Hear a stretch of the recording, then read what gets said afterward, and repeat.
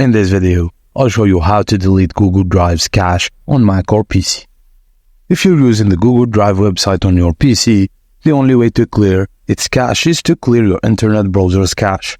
Most browsers let you clear the cache without deleting your entire browsing history, and here's how to do it for popular browsers. You can do it on Chrome, More Tools, Clear Browsing Data. On Microsoft Edge, you can click the three dots in the top right corner, then select History.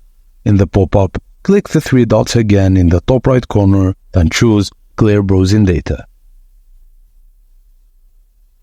Similarly, to do it on the Android or iPhone, just head to the Google Drive app, click on it, and then select Clear Cache and Data.